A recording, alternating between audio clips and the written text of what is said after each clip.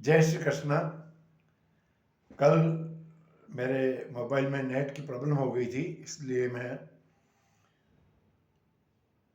कल का श्लोक आज मैं अपलोड कर सका।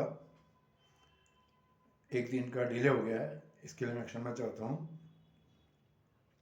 और आप सभी से ये रिक्वेस्ट करता हूँ कि अभी तक जिन्होंने मेरी चैनल को सब्सक्राइब नहीं किया है वो कृपया सब्सक्राइब अवश्य करें।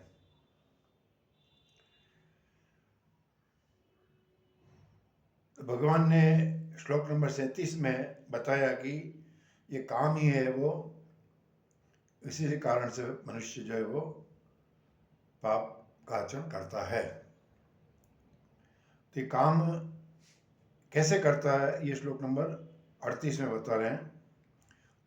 भगवत गीता अध्याय 3 श्लोक नंबर 38। धूमेनाव्रियते वह्निः यथादर्शो मलेन च यथोल्बेनावृतो गर्भः तथा तेनेदमावृतम्। धूमेन आव्रियते वह्निः यथा आदर्शः मलेन च यथा उल्बेन आवृतः गर्भः तथा तेन इदम आवृतम। ये सभी तृतीय विभक्ति है। धूमेन, मलेन और उल्बेन, ये सभी तृतीय विभक्ति है कि धूमेन व्रियते वह्निः, वह्नि का मतलब है अग्नि, व्रियते मतलब कि ढकी रहती है, आवरण हो जाता है, आच्छादित हो जाती है।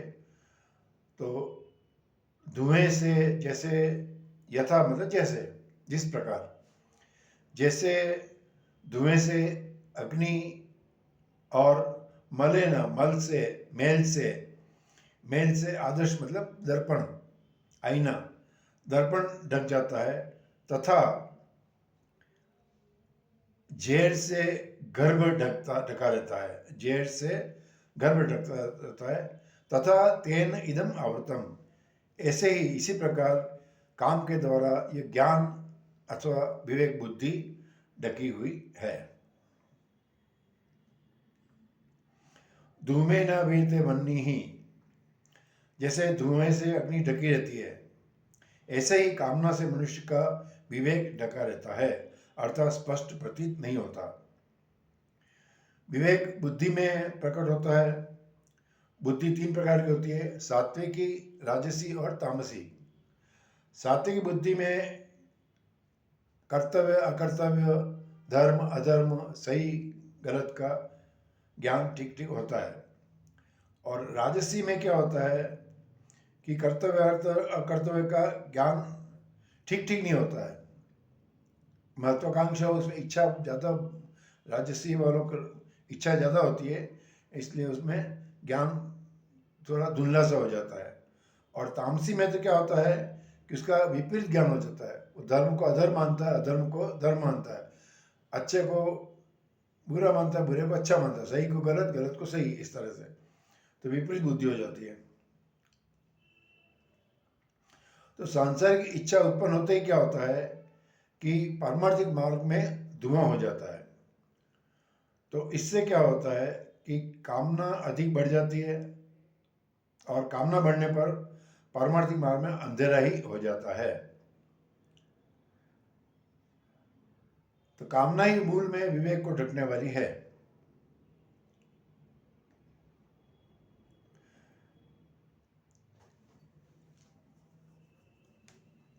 फिर आता है यथादर्शो मलेन च, जिस तरह आदर्श आईना है वो मैल से ढक जाता है, तो उसमें दर्पण में अपना प्रतिबिंब दिखना बंद हो जाता है।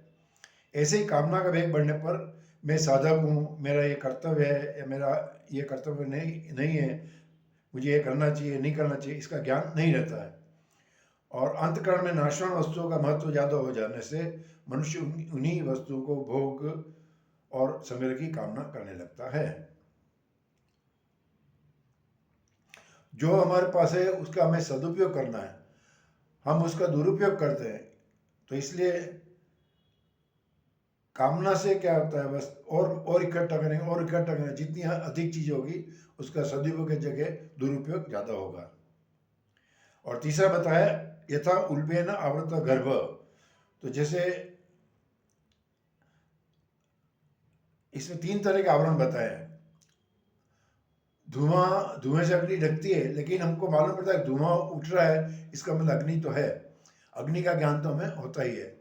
इसी तरह आईना है, उस पर मैल इकट्ठा हो जाता है, तो हमको ये ज्ञान रहता है कि आईना है इसमें। तो इसी तरह जो पहली अपने विवेक की भी 3, बुद्धि की 3 कंडीशन होती है कामना ढकने की। तो पहली में जैसे धुएं अग्नि को ढकता है, लेकिन अग्नि का ज्ञान होता है, इस तरह से पहली अवस्था में क्या होता है कि हमें मालूम तो रहता है कि हमारी कामना हमें उत्पन्न हो रही है और ये कामना उचित नहीं है, लेकिन क्या होता है काम के कारण से वो ढक जाता है, ज्ञान हमारा विवेक ढक जाता है। इसी तरह दूसरी अवस्था में भी क्या होता है, हमको मालूम पड़ता है, जैसे आईना मेल से ढक जाता है, लेकिन मालूम पड़ता है कि इसके पीछे आईना है। तो इसमें भी मालूम पड़ता है दूसरी अवस्था में भी कि कामना उचित नहीं है और काम से हमें पाप कर्म होंगे। फिर भी क्या होता है कि वो स्पष्ट ज्ञान नहीं होने से हम कामना जो है वो ज्ञान को ढक देती है। और तीसरे में क्या होता है कि यथा उल्बेन आवृतो गर्भ, तो गर्भ में क्या होता है, गर्भ को जो जड़ जब ढक देता है तो फिर एकदम गर्भ बिल्कुल मालूम नहीं पड़ता, उसमें क्या लड़का है लड़की है कुछ भी मालूम नहीं पड़ता। तो इसलिए ये तीसरी अवस्था है। तो तीसरी अवस्था में जब आदमी जब कामना इतनी अधिक बढ़ जाती है तो उसको क्या होता है कि कामना बढ़ने से क्या होता है कि आदमी, आपने देखा होगा कि काम और क्रोध में आदमी पागल हो जाता है।